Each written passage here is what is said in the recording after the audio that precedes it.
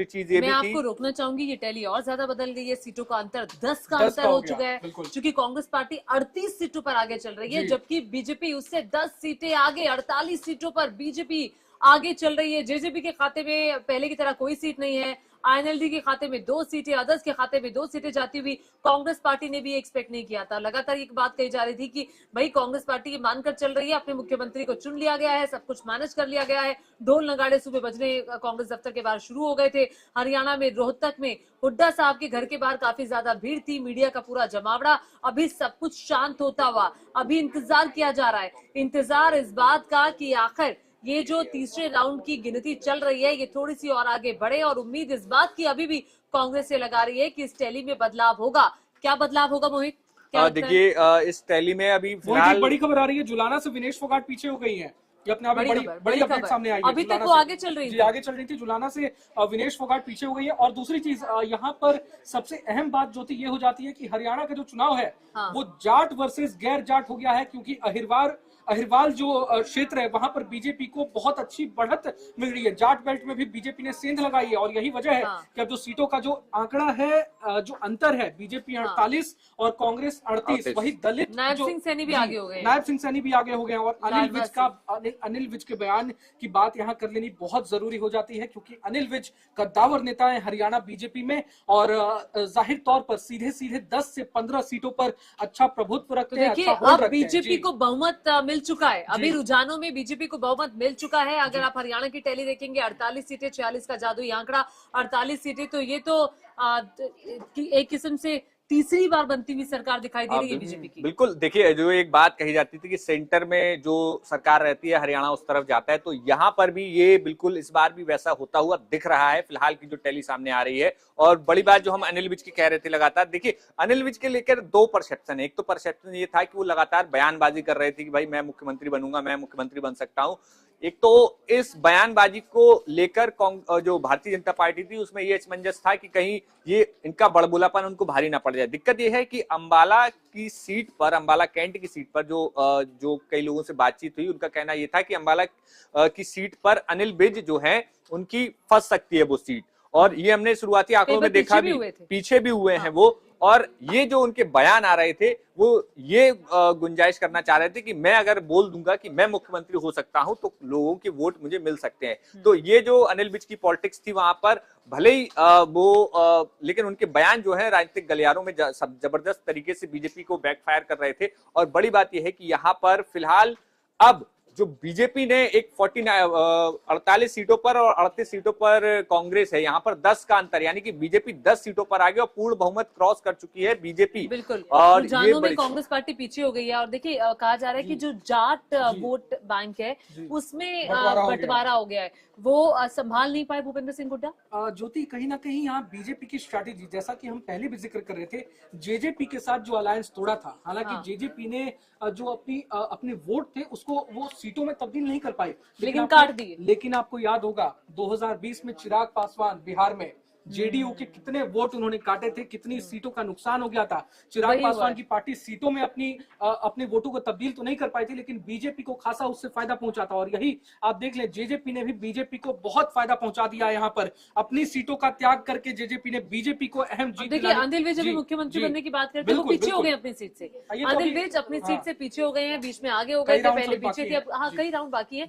लेकिन अनिल विज की हम जिक्र कर रहे थे कि अच्छा वो कह रहे हैं कि अगर मुझे मुख्यमंत्री बनाया जाएगा तो मैं बन जाऊंगा। हाँ, उनको लग रहा था, क्योंकि देखिए ये समीकरण वही बता रहे हैं कि उन्हें भी पता था कि उनकी सीट बहुत कांटे की फंसी हुई है। जैसी स्थिति में अब वो कितना नाराज होके अंबाला में अब घर से बाहर नहीं निकले थे, गोलगप्पे खाने चले जाते हैं। मेन बात ज्योति यहाँ ये भी है कि अनिल विज के रास्ते में, सीएम बनने के रास्ते में कहीं ना कहीं एज फैक्टर है, एज बैरियर है। कांग्रेस में ऐसा नहीं है, भूपेंद्र हुड्डा 77 साल के हैं, लेकिन कांग्रेस में ऐसा कोई एज बैरियर नहीं होता है, मगर बीजेपी में एज अहम फैक्टर है। अगर अगले 2029 तक आते आते अनिल विज 75 साल को क्रॉस कर जाएंगे तो उनकी पूछ कहीं ना कहीं कम हो जाएगी। इस वजह से उनको इस बार हाथ पांव ज्यादा मार रहे हैं, ताकि इस बार कहीं ना कहीं सीएम की कुर्सी पर वो बैठ सके। 11 सीटें पीछे हो गई रुझानों में, बीजेपी से 11 सीटें हाँ, कांग्रेस 37 सीटों पर और जबकि बीजेपी 11 सीट आगे, आम 48 आदमी सीटों पार्टी पर का भी आगे खाता चल खुल रही गया है। है। आम आदमी पार्टी का बिल्कुल 2 सीटों पर आम सीटों आदमी पर, पार्टी आगे। हाँ, जी। 2 सीटों पर, और बीएसपी का भी खाता खुलता हुआ जी। हरियाणा में 1 सीट पर, जी, आईएनएलडी 2 सीटों पर,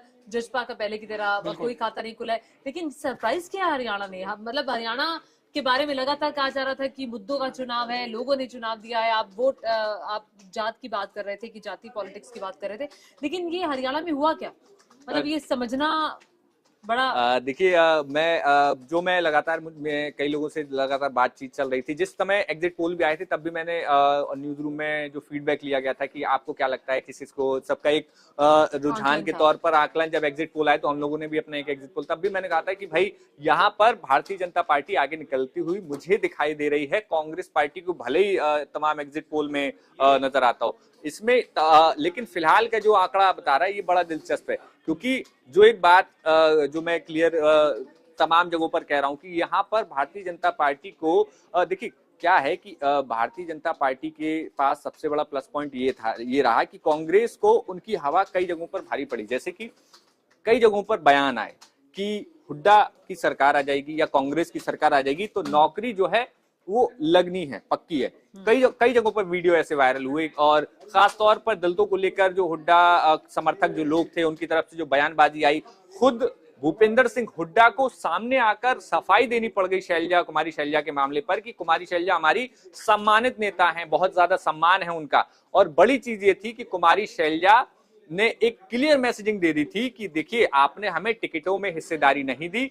टिकट देखिए एक बड़ी चीज ये भी थी इसमें कि कुमारी शैलजा लगातार 2 नेता पूरे हरियाणा में घूम रहे थे चुनाव से 1 महीने पहले, जिसमें दीपेंद्र सिंह हुड्डा, कुमारी शैलजा अपनी यात्रा लेकर पूरे बाकायदा पूरी कैंपेनिंग के साथ, जिस तरीके से राहुल गांधी अपनी भारत जोड़ो यात्रा चला रहे थे उसी तरीके से हरियाणा मांगे हिसाब यात्रा दीपेंद्र हुड्डा चला रहे थे और हरियाणा जोड़ो यात्रा जो है कुमारी शैलजा लेकर चल रही थी। उसी तरीके से पूरा कैमरा मेरा पूरा तामझाम के साथ सारी चीजें हो रही थी। लेकिन और वो ये मैं आपको रोक रही हूँ, ये अंतर 15 सीटों का अंतर हो गया, 15 सीटों का अंतर है। ये सरप्राइज 50 सीटों पर, कांग्रेस पार्टी 35 सीटों पर, और ये सरप्राइज है। ये कैसे हुआ, क्यों हुआ, इसके पीछे कौन से फैक्टर हैं, इस पर चर्चा होगी। और जबकि हरियाणा का जो चुनाव है, और जो नवीन भी हमारे साथ आ गए, मैं कहती हूँ, मैं चाहती हूँ नवीन आप आ जाएं क्योंकि आपका अभी आना बहुत महत्वपूर्ण है। ये हुआ क्या दरअसल हरियाणा में? ये जादू है, जादू। क्या अनिल विज सीएम बन पाएंगे? नायब सिंह सैनी महज 700 वोटों से आगे चल रहे हैं, सीट पद सकते हैं। सारी सीटों पे मैंने अभी देखा है, जिन सीटों पर आप बता रहे हैं पहले राउंड की वोटिंग इलेक्शन कमीशन के मुताबिक अभी तक कंप्लीट हुई है, जिसके अंदर 400 और 300 वोटों से बीजेपी कैंडिडेट आगे हैं। ठीक है, अभी अंतर बहुत कम का है। अभी ये जो कम हो रही है। देखिए ये अभी अंतर बहुत कम है और अभी आप इंतजार कीजिए। जिस हिसाब से हमने पहले पोस्टल बैलेट के आंकड़े दिखाए थे, अब अचानक से 70 सीटों पर जो कांग्रेस 15 आगे का हुई थी, अंतर था वो 9 का हो गया है। जी बिल्कुल, अभी होंगे और ज्यादा कम अंतर होगा। ये चुनाव जो है वो बीजेपी के खिलाफ चुनाव था, इसमें कोई दो राय नहीं अभी है। भी मैं बहुत इंटरेस्टिंग है ये बात करना। आप मुझे ये बताएं कि अभी भी आपको क्या लग रहा है कि ये टैली कहाँ जाके रुकेगी? बीजेपी 25। आप? मुझे लगता है बीजेपी जरूर सरप्राइज करेगी इस बार। अच्छा, आप सरप्राइज करेगी मतलब सरकार बनाएगी। आप ये टैली देखने के बाद बदल गए? नहीं, सरप्राइज कर सकती है। मैं तो पहले भी कह रहा था लोकसभा चुनाव इस टैली नहीं, आपने नहीं कहा, गलत बात। मैंने पहले भी कहा नहीं, था आप इस टैली को देखने के बाद बदले रोहन, इस टैली को देखने के बाद बदले। आप मानिए की वोटिंग समाप्त हो गई है और इलेक्शन कमीशन का भी आप डेटा देख लें। नहीं, आप बात से पलटे मत, आप वो उस खबर पे मत जाएं। आप ये इलेक्शन कमीशन के मुताबिक बीजेपी 38 और 36 पर जो है कांग्रेस है। आपने कहा था कि